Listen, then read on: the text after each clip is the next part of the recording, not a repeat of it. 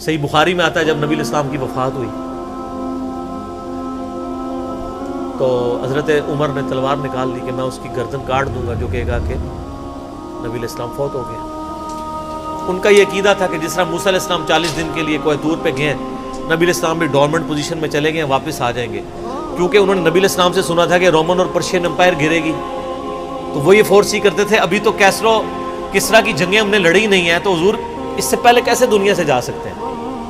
لیکن اللہ نے تو آپ کو پروفٹ بنوانا تھا نا، کہ آپ کے جانے کے بعد فتوحات کروانی تھی، تاکہ پتہ چلے کہ پیچھے اللہ کھڑا ہے۔ اپنی زندگی میں تو بڑے بڑے بادشاہوں نے فتوحات کی ہیں، نبی علیہ السلام کی تو دعوت کا کلائمیکس حضرت ابوبکر اور پھر حضرت عمر عثمان و علی کے دور میں جا کے ہوا ہے، جبکہ عرب قبائل بھی مرتد ہو گئے ہیں، تب بھی اللہ کے پیچھے سپورٹ تھی۔ والذی ارسل رسولہ بالہدی ودین الحق لیظہرہ علی الدین کلہ ولو کرہ المشرکون۔ اللہ نے اس کو دین کو غالب کرنا تھا۔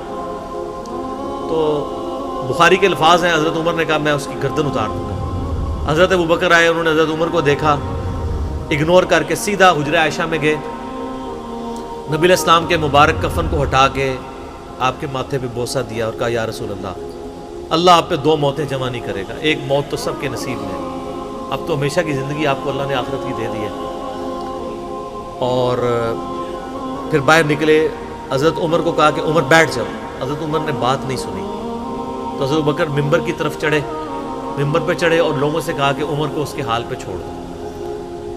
حدیث کے الفاظ ہیں کہ لوگ حضرت بکر کا ریگارڈ باقی اصحاب سے زیادہ کرتے تھے، حضرت عمر کو تنہا چھوڑ کے لوگ حضرت ابو بکر کی طرف متوجہ ہو گئے۔ پہلے وہ جو سارا میلہ ان کے گرد لگا تھا شفٹ ہو گیا، تو انہوں نے حمد و صلات کے بعد انہوں نے کہا اما بعد فمن کان یعبد محمدا فان محمد قد مات۔ سر کلیجے پہ کتنا بڑا پتھر رکھا ہوگا حضرت بکر نے جملہ بولتے ہوئے کہ جو محمد کی عبادت کرتا تھا وہ جان لے کہ محمد کو موت آ گئی ہے۔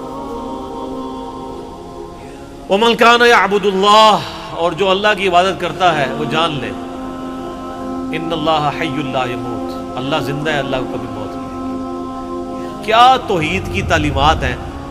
حضور کی میت کے اوپر حضور کے فضائل نہیں بیان ہو رہے، توحید بیان ہو رہی ہے۔ Point to be noted. کیوں؟ سر پہلے نہیں انسانیت نے رسک لیا، دنیا کا سب سے بڑا شرک ایک پیغمبر کے نام پہ تو کھڑا ہوا ہے، عیسیٰ ابن مریم کے نام پہ۔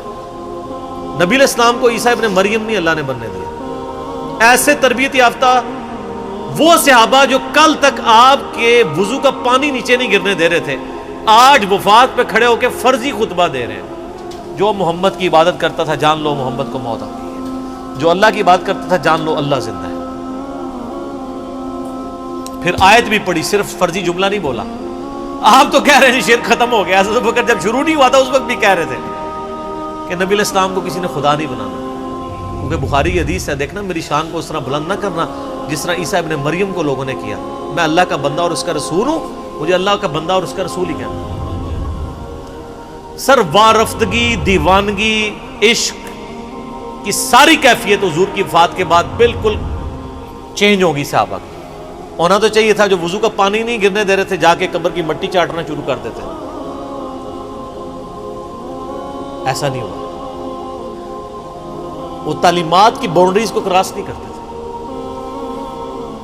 تو پھر انہوں نے آیت پڑھی، سورہ آل عمران آیت نمبر 144، وما محمد الا رسول قد خلت من قبلہ الرسل افإن مات او قتل انقلبتم علی اعقابکم۔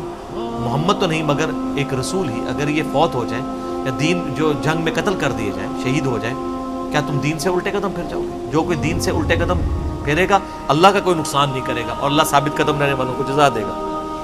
پھر سورہ الزمر کی آیت نمبر 30 پڑھی، انک میت وانہم میتون۔ اے نبی تمہیں بھی مرنا ہے اور ان کو بھی موت آنی ہے تمہارے مخالفین کو، پھر تم اللہ کے حضور جھگڑو گے، اللہ تمہارا فیصلہ کرے گا۔ یہ سیدنا ابوبکر کی حضور کی وفات کے وقت استقامت تھی۔ پھر جھگڑا کھڑا ہو گیا حضور کو دفنانا کدھر ہے؟ جامعہ ترمذی میں حدیث ہے، سیدنا ابوبکر کہتے ہیں کہ میں نے نبی علیہ السلام سے یہ بات سنی تھی کہ اللہ اپنے پیغمبر کو وہیں پہ موت دیتا ہے جو اس کے لیے سب سے پسندیدہ جگہ اللہ کے نزدیک ہوتی ہے۔ تو حضور کی جو چارپائی ہے نا اس کے نیچے ان کی قبر کھودی، وہاں پہ اللہ نے ان کو موت دی۔ پہلے صحابہ میں رائے نہیں طے ہو رہی تھی کہاں دفنانا ہے۔ پھر سنن سائی الکبریٰ کے اندر پورا وفات النبی چیپٹر ہے، سنن ابن ماجہ میں بھی موجود ہے کچھ حصہ اس کا۔ پھر لوگوں نے پوچھا کہ نبی علیہ السلام کا جنازہ ہوگا؟ انہوں نے کہا ہاں ہوگا۔ اسی طریقے سے تکبیر کہو اور سورہ فاتحہ اور اس کے بعد درود شریف اور اس طریقے سے 4 تکبیرات پڑھو۔ لیکن ایک فرق تھا کہ نبی علیہ السلام کو پروٹوکول صحابہ نے دیا ہے کہ آپ کی جو جنازے کی نماز ہے نا وہ جماعت کے ساتھ نہیں ہوئی۔ صحابہ نے یہ پروٹوکول دیا ہے کہ حضور کی میت کی موجودگی میں بھی کوئی شخص امامت نہ کروائے۔ حجرے میں ایک طرف سے لوگ داخل ہوتے تھے، اکیلے اکیلے جنازہ ادا کرتے تھے۔ وہ ڈیٹیل میں آتا ہے، 2-3 دن تک جنازہ ہوتا رہا۔ پہلے یعنی مرد داخل ہوئے، اس کے بعد بچے، غلام، پھر عورتیں، اس طریقے سے سب نے جنازہ پڑھا۔ ظاہر ہے 1 لاکھ سے زیادہ لوگ تھے جنازہ پڑھا۔ اس موقع پہ بھی سیدنا ابوبکر کی آپ استقامت دیکھیں، ورنہ حضرت عمر کتنے سٹرانگ اصحاب کے مالک تھے، ان کی حالت آپ دیکھ لیں۔ جب ضرورت پڑی ان کے مضبوط اصحاب کی تو کولیپس کر گئے۔ ابوبکر ہی کھڑے ہوئے ہیں تو حضور کو پتا تھا نا میں نے مصلی پہ کسے کھڑا کرنا ہے۔ اور بخاری میں الفاظ ہیں جب مصلی پہ کھڑا کیا آپ فرمایا ابوبکر کے علاوہ سارے دروازے بند کر دو، صرف ابوبکر کے گھر کا دروازہ جو مسجد کی طرف کھلتا ہے، جو مسجد کا دروازہ ابوبکر کے گھر کی طرف ہے وہ کھلا رکھو، باقی سارے بند کر دو۔ تو نبی علیہ السلام کو یہ پتا تھا کہ کس لیول کا کس بندے کا یعنی ایمان ہے، اس کے اعصاب ہیں۔ اور بخاری کے الفاظ ہیں جب حضرت ابوبکر نے خطبہ دیا، حضرت عمر کہتے ہیں میرے پاؤں میرا بوجھ نہیں اٹھا سکے، اور مجھے یقین آ گیا کہ حضور فوت ہو چکے۔ یہاں قرآن و حدیث سن کے کسی کے کان پہ جوں تک نہیں رنگتی، وہاں پہ حضرت ابوبکر کا خطبہ اور آیات سن کے حضرت عمر کہہ رہے ہیں کہ میرے پاؤں میرا بوجھ نہیں اٹھا سکے، کہ یہ تو واقعی تو قرآن کی آیت۔ اور اس میں بخاری مسلم صحیح بخاری میں الفاظ ہیں کئی دن تک ہم جب بھی صحابہ ایک دوسرے کو ملتے تھے تو یہی آیت سنایا کرتے تھے، وما محمد الا رسول قد خلت من قبلہ الرسل افئن مات او قتل انقلبتم علی اعقابکم، کہ محمد تو نہیں مگر ایک رسول، انہیں بھی تو موت آنی ہے، تاکہ ہمیں یہ یقین آ جائے کہ حضور دنیا سے چلے گئے۔ تو یہ صحابہ کرام علیہم رضوان کی نبی علیہ السلام کے ساتھ عقیدت تھی، اور سیدنا ابوبکر آپ کو بالکل صف اول میں نظر آئیں گے، ٹاپ آف دا لسٹ، معاملات کو ہینڈل کرنے میں، چیزوں کو بالکل من و سنت کے مطابق ڈھالنے میں، اور ہر معاملے میں رجوع لانے کے اوپر، اور اہل بیت کے ساتھ کمٹمنٹ کے اوپر، ہر مسئلے میں آپ کو حضرت ابوبکر صدیق کی قربانیاں ٹاپ آف دا لسٹ نظر آئیں۔ تو بات کہاں سے کہاں شروع ہوئی، فی البدی میں تو اور گھنٹوں بول سکتا ہوں، مجھے اتنی حدیثیں یاد ہیں یہ فضائل کے اعتبار سے۔ آخر میں اصول برکت کے لیے میں وہ حدیث بیان کروں گا جو میں اکثر بیان کرتا ہوں۔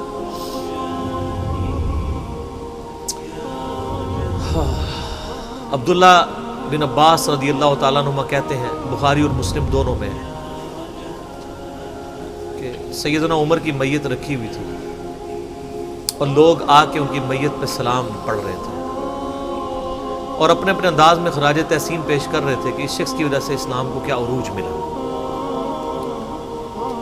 تو کہتے ہیں اتنے میں نے محسوس کیا کہ ایک شخص میرے پیچھے آ کے کھڑا ہوا اور اس نے میرے کندھے پہ یوں کونی رکھی، میری پیٹھ اس کی جانب تھی، اس نے کونی میرے کندھے پہ یوں رکھی، اور حضرت عمر کی بیعت سے مخاطب ہو کے کہنے لگا کہ اے عمر اللہ تجھ پہ رحم فرمائے، تو روئے ارض پہ ان لوگوں میں سے ایک شخص تھا کہ میری بھی خواہش تھی کہ میں ان اعمال کے ساتھ اللہ کے حضور پیش ہوتا، کہ اگر اللہ کے حضور پیش ہونے کے لیے مجھے بہترین اعمال چاہیے تو تیرے اعمال۔ ظاہر ہے جی رومن اور پرشین امپائر گھری ہے، کس لیول کا عروج،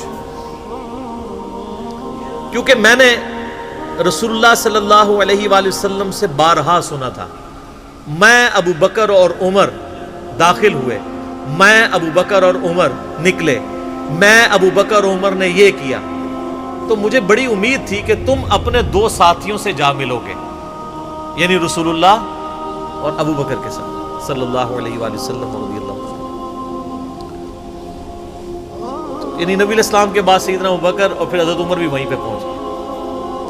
تو مجھے نبی علیہ السلام کے اس فرمان سے لگتا تھا جس طرح آپ اپنی زندگی میں کہتے تھے نا، میں ابو بکر عمر، میں ابو بکر عمر، میں ابو بکر عمر، مجھے پتا تھا تم نے جا کے انہی سے ہی ملنا ہے جا کے، اور دیکھ لیں قبر بھی پھر ساتھ بنی دونوں کی۔ تو عبداللہ ابن عباس کہتے ہیں کہ میں نے جب یوں مڑ کے دیکھا تو وہ سیدنا علی بن ابی طالب تھے جو حضرت عمر کی میت کے اوپر یہ کلمات پڑھ رہے تھے، میں ابو بکر اور عمر، میں ابو بکر اور عمر رضی اللہ عنہم اجمعین وعلیہم السلام اجمعین۔ اللہ تعالیٰ ہمارے دلوں میں خلفائے راشدین کی محبت، اہل بیت کی محبت راسخ فرمائے رضی اللہ عنہم اجمعین وعلیہم السلام اجمعین، اور قیامت والے دن حوض کوثر پہ ان کے ساتھ محشور فرمائے، آمین ثم آمین۔